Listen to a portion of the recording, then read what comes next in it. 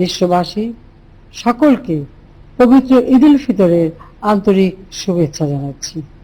ঈদ মোবারক। এই পবিত্র দিন উপলক্ষে আমি গভীর শ্রদ্ধাভরে স্মরণ করছি সর্বকালের সর্বশ্রেষ্ঠ বাঙালি জাতির পিতা বঙ্গবন্ধু শেখ মুজিবুর রহমানকে। শ্রদ্ধা জানাই জাতীয় চার নেতার প্রতি, স্মরণ করছি মুক্তিযুদ্ধের 23 লাখ শহীদ ও 2 লাখ নির্যাতিত মা বোনকে, শ্রদ্ধা জানাই সকল বীর মুক্তিযোদ্ধাকে। আমি স্মরণ করছি 75 সালের 15ই আগস্টের কাল রাতে ঘাতকদের হাতে নিহত আমার মা বেগম ফজিলতুন নেসা মুজিব, 3 ভাই মুক্তিযোদ্ধা ক্যাপ্টেন শেখ কামাল, মুক্তিযোদ্ধা লেফটেন্যান্ট শেখ জামাল ও আমার 10 বছরের ছোট্ট ভাইটি শেখ রাসেলকে। কামাল জামালের নবপরিণীত বধূ সুলতানা কামাল ও রোজি জামাল সহ আমার মুক্তিযোদ্ধা চাচা শেখ আবু নাসের এবং অন্যান্য শহীদদেরকে। প্রিয় দেশবাসী, বিগত 1 বছরের বেশি সময় ধরে বিশ্ব এক গভীর সংকটের মধ্য দিয়ে অতিবাহিত হচ্ছে। কোভিড-19 নামক এক মরণঘাতী ব্যাধি মানুষের স্বাভাবিক জীবনযাত্রা অন্তরায় হয়ে দাঁড়িয়েছে। দ্রুত ছড়িয়ে পড়ার ক্ষমতা সম্পন্ন এই ভাইরাস একদিকে যেমন অগণিত মানুষের জীবন কেড়ে নিচ্ছে, অন্যদিকে ক্ষতি সাধন করছে মানুষের জীবন জীবিকার। আমাদের স্বাস্থ্য ব্যবস্থা এবং অর্থনীতির উপর ব্যাপক নেতিবাচক প্রভাব ফেলছে এই ভাইরাস। গত বছর শেষ দিকে যখন বিশ্বব্যাপী সংক্রমণ অনেকটা কমতে শুরু করেছিল, তখন সকলের সঙ্গে আমরাও আশান্বিত হয়েছিলাম যে বিশ্ববাসী বুঝি এই মরণঘাতী ভাইরাস থেকে মুক্তি পেতে যাচ্ছে। কিন্তু মার্চের মাঝামাঝি থেকে দ্বিতীয় ঢেউ আমাদের সকল পরিকল্পনা ও প্রত্যাশাকে নস্যাৎ করে দেয়। মানুষের মাধ্যমে এই ভাইরাস ছড়ায়, কাজেই জনসমাগম এড়াতে না পারলে এ রোগকে নিয়ন্ত্রণে রাখা সম্ভব নয়। এ কারণে কষ্ট হবে জেনেও আমরা বাধ্য হয়েছি মানুষের স্বাভাবিক চলাচলের উপর বিধিনিষেধ আরোপ করতে। দোকানপাট, শপিং মল সহ ব্যবসা প্রতিষ্ঠানগুলো স্বাস্থ্যবিধি মেনে চালু রাখতে হচ্ছে। এই কারণে গণপরিবহন চলাচলের উপর বিধিনিষেধও আরোপ করা হয়েছে। এমনি এক অস্বস্তিকর পরিস্থিতির মধ্যে এবারও আমাদের ঈদ উল ফিতর উদযাপন করতে হচ্ছে। আমরা ঈদ উদযাপন করব তো অবশ্যই স্বাস্থ্যবিধি মেনে। কোনোভাবেই এই ঈদ উদযাপন যাতে করোনা ভাইরাস সংক্রমণ বৃদ্ধির উপলক্ষ না হয়ে ওঠে সেদিকে আমাদের খেয়াল রাখতে হবে। জনগণের প্রতি অনুরোধ, আপনারা আবেগের বশবর্তী হয়ে আত্মীয় স্বজনের সঙ্গে ঈদের ছুটি কাটাতে যাবেন না। অনেকের কোনো বাহ্যিক লঙ্ঘন না থাকায় আপনি বুঝতে পারবেন না যে আপনার পাশের ব্যক্তিটি করোনা ভাইরাস বহন করছে। এর ফলে আপনি যেমন করোনা ভাইরাসের ঝুঁকিতে পড়বেন, তেমনি আপনার নিকটাত্মীয় বা পাড়া প্রতিবেশীকে ঝুঁকির মুখে ফেলবেন। মনে রাখবেন, সবার উপরে মানুষের জীবন। বেঁচে থাকলে আসছে বছর আবার আমরা আনন্দঘন পরিবেশে ঈদ উদযাপন করতে পারবো। এই ভাইরাসের বিস্তার প্রতিরোধে গত বছর মতো এবছরও ঈদগাহ ময়দান ঈদের জামাত অনুষ্ঠানে নিষেধাজ্ঞা আরোপ করা হয়েছে। মসজিদে সামাজিক দূরত্ব বজায় রেখে এবং স্বাস্থ্যবিধি মেনে ঈদের নামাজ আদায় করতে হবে। আসুন আমরা সবাই যে যেখানে আছি সেখানে থেকেই ঈদের আনন্দ উপভোগ করি। বিত্তবান যারা আছে বা যাদের সামর্থ্য আছে তাদের প্রতি অনুরোধ, এই দুঃসময় আপনার দরিদ্র প্রতিবেশী, গ্রামবাসী বা এলাকাবাসীর পাশে দাঁড়ান। তাদের প্রতি সাহায্যের হাত বাড়িয়ে দিন। আপনার সাহায্য হয়তো একটা পরিবারের সদস্যদের মুখে হাসি ফোটাবে। দেখবেন তাদের হাসি মুখ আপনার হৃদয় মনকেও পরিপূর্ণ করে তুলবে ঈদের আনন্দে। মানুষ হিসেবে মানুষের পাশে দাঁড়ানোই সবচেয়ে বড় কর্তব্য। আমরা যেন এই কর্তব্য ভুলে না যাই।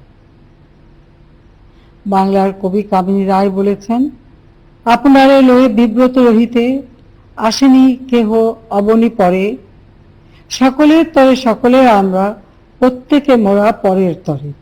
প্রিয় দেশবাসী, ডাক্তার, নার্স, অন্যান্য স্বাস্থ্যকর্মী সহ কয়েকটি পেশার কর্মীগণ জীবনের ঝুঁকি নিয়ে সামনে থেকে কোভিড-19 রোগীদের সেবা দিয়ে যাচ্ছেন।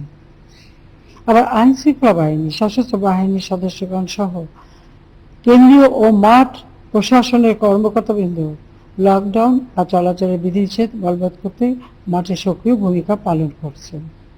ত্রাণ সামগ্রী বিতরণ সহ সরকারের নানা কর্মসূচি বাস্তবায়ন হয়ে যাচ্ছে। সংবাদকর্মীগণ সংক্রমণের ঝুঁকি উপেক্ষা করে সংবাদ পরিবেশনে কাজ করে যাচ্ছেন। সবাইকে আমি আন্তরিক ধন্যবাদ এবং শুভেচ্ছা জানাচ্ছি। করোনা ভাইরাসে সংক্রমিত হয়ে বহু স্বাস্থ্যকর্মী, আইন শৃঙ্খলা বাহিনীর সদস্য এবং বিভিন্ন সংস্থার কর্মকর্তা কর্মচারী প্রাণ হারিয়েছেন। এছাড়া গত 1 বছর আমরা আমাদের অনেক প্রিয়জনকে হারিয়েছি। আমি সকলের রুহের মাগফিরাত ও আত্মার শান্তি কামনা করছি। শোক সন্তপ্ত পরিবারের সদস্যদের প্রতি গভীর সমবেদনা জানাচ্ছি। করোনা ভাইরাসের সংক্রমণ প্রতিরোধে আমরা যেমন সর্বাত্মক ব্যবস্থা নিয়েছি, তেমনি আক্রান্তদের চিকিৎসায় সর্বোচ্চ উদ্যোগ নিয়েছি। ইতিমধ্যে আমরা চিকিৎসা সক্ষমতা অনেক গুণ বৃদ্ধি করেছি। সরকারি হাসপাতালের পাশাপাশি বেসরকারি খাতের উল্লেখযোগ্য সংখ্যক হাসপাতালকেও আমরা করোনা ভাইরাস চিকিৎসায় সম্পৃক্ত করেছি। গত মাসে মহাখালী ডিএনসিসি মার্কেটে 2000 শয্যার কেবিন 19 হাসপাতাল স্থাপন করা হয়েছে। গত বছর মহামারী শুরু হওয়ার পর থেকে এ পর্যন্ত 6166 জন ডাক্তার, 5054 জন নার্স এবং প্রায় 4500 অন্যান্য স্বাস্থ্যকর্মী নিয়োগ দেওয়া হয়েছে। জেলা হাসপাতালগুলো সহ দেশের 130টি সরকারি হাসপাতালে কেন্দ্রীয়ভাবে অক্সিজেন সরবরাহ ব্যবস্থা চালু করা হয়েছে। তবে করোনা ভাইরাস প্রতিরোধে নাগরিক হিসেবে আমাদের দায়িত্ব সবচেয়ে বেশি। এই ভাইরাসের সংক্রমণ ঠেকাতে মাস্কের ব্যবহার অত্যন্ত ফলপ্রসূ বলে প্রমাণিত হয়েছে। কাজে বাইরে গেলে অবশ্যই মাস্ক ব্যবহার করবেন। পাশাপাশি যথাসম্ভব ঘন ঘন সাবান পানি দিয়ে হাত ধুয়ে নিন অথবা স্যানিটাইজার দিয়ে হাত জীবাণুমুক্ত করুন। সামাজিক দূরত্ব বজায় রাখুন। সেই সাথে সাথে আপনারা নিজেরা গরম পানির ভাপ নিতে পারেন। প্রিয় দেশবাসী, সবচেয়ে কার্যকর এবং পরীক্ষিত অক্সফোর্ড অ্যাস্ট্রাজেনেকার টিকা দিয়েই আমরা গণটিকাকরণ কার্যক্রম শুরু করেছি।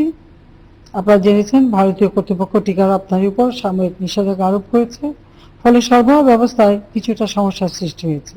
এমত অবস্থায় আমরা বিকল্প উৎস থেকে টিকা সংগ্রহের উদ্যোগ নিয়েছি। ইতিমধ্যে রাশিয়া এবং চীনের টিকা উৎপাদনকারী সংস্থার সঙ্গে আমাদের আলোচনা চলছে। উপহার হিসেবে চীনের কাছ থেকে টিকা আমরা ইতিমধ্যে পেয়ে গেছি। আমরা টিকা পাওয়ার জন্য আমেরিকার কাছে অনুরোধ জানিয়েছি। বিশ্ব টিকাকরণ সংস্থা কোভ্যাক্সের কাছ থেকেও আমরা উল্লেখযোগ্য পরিমাণ টিকা পাব।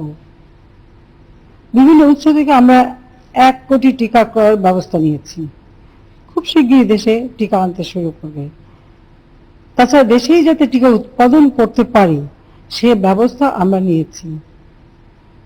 নিজেদের টিকা তৈরিতে কয়েক মাস সময় লাগবে।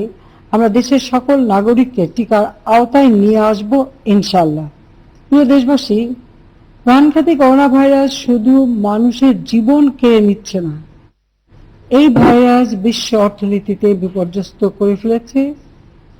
সংক্রমণ এড়াতে লকডাউন বা সাধারণ ছুটি বলবৎ করতে হয়েছে। আমরা গত বছর একটানা 2 মাসেরও বেশি সাধারণ ছুটি বলবৎ করেছিলাম। দ্বিতীয় ঢেউ আঘাত হানার পর গত মাসের 5 তারিখ থেকে পর্যায়ক্রমে লকডাউন কার্যকর করা হয়েছে।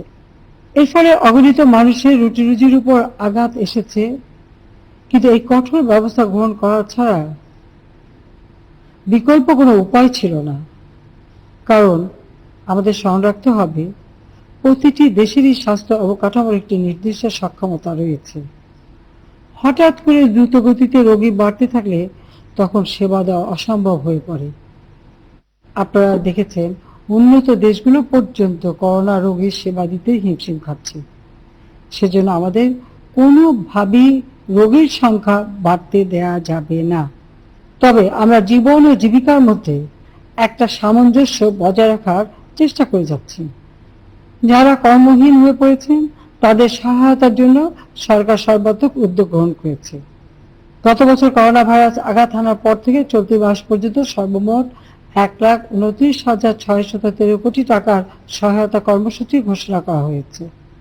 এর মধ্যে 15 দিনের প্যাকেজের আওতায় 21টি খাতে সর্বমোট 1,21,353 কোটি টাকা বরাদ্দ দেওয়া হয়েছে। আর অনুদান বাবদ 8,260 কোটি টাকারও বেশি টাকা বিতরণ করা হয়েছে। গত বছর সাময়িক কর্মহীন 36,50,000 মানুষকে 2,500 টাকা করে মোট 912,50,00,000 টাকা দেওয়া হয়েছে। এবছরও সমসংখ্যক মানুষকে একই হারে 912,50,00,000 টাকা বিতরণ করা হয়েছে। এছাড়া ত্রাণ মন্ত্রণালয় 607 কোটি টাকা বিতরণ করেছে। দিনমজুর, পরিবহন শ্রমিক, সাধারণ শ্রমিক, নিম্ন আয়ের মানুষ, মাদ্রাসার শিক্ষক শিক্ষার্থী, মসজিদের ইমাম মুয়াজ্জিন, অন্যান্য ধর্মীয় প্রতিষ্ঠানের সেবকগণ, বেসরকারি স্কুল কলেজের শিক্ষক ইত্যাদি পেশার মানুষজন এই সহায়তা কর্মসূচির আওতায় এসেছেন। মুজিব বর্ষ উপলক্ষে আশ্রয়ণ 2 প্রকল্পের আওতায় প্রথম পর্যায়ে ভূমিহীন ও গৃহহীন পরিবারকে 65,654টি ঘর নির্মাণ করে দেওয়া হয়েছে।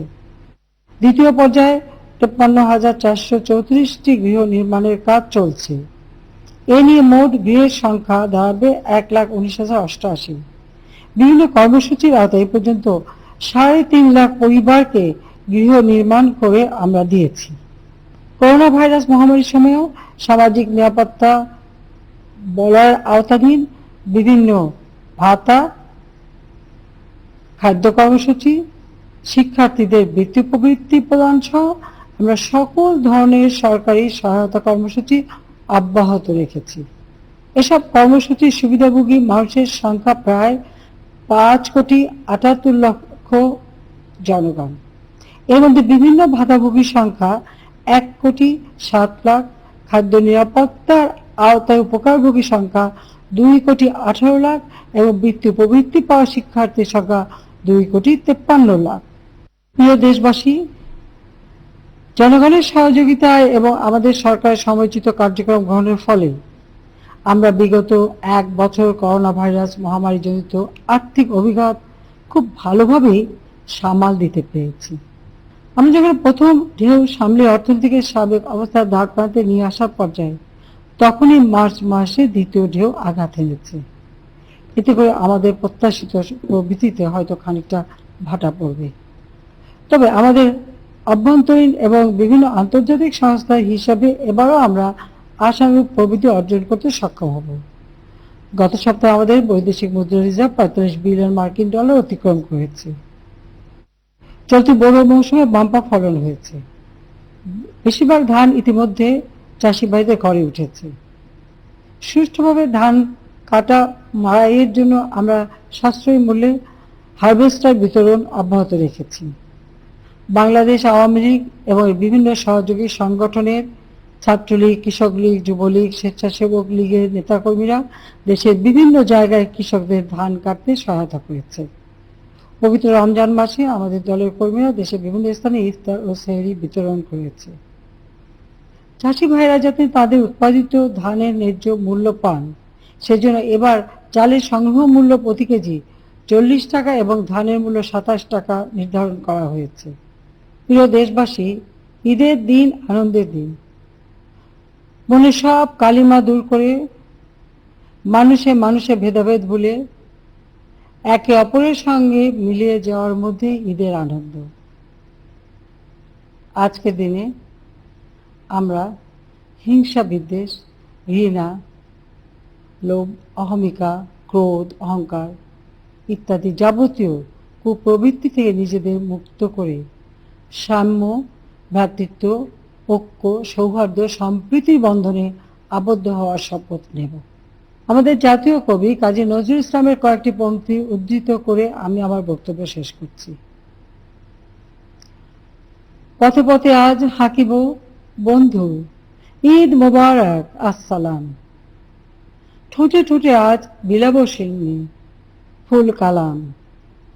বিলিয়ে দেওয়ার আজিকে ঈদ, আমার দানের অনুরাগে রাঙা ঈদগারে, সকলের হাতে দিয়ে দিয়ে আজ আপনারে, দেহ নয় দিল হবে শহীদ। আপনারা সবাই ভালো থাকুন, সুস্থ থাকুন, নিরাপদ থাকুন। মহান আল্লাহ আমাদের সহায় হন। আবারও সবাইকে জানাই ঈদ মোবারক। খোদা হাফেজ। জয় বাংলা, জয় বঙ্গবন্ধু। বাংলাদেশ চিরজীবী হোক।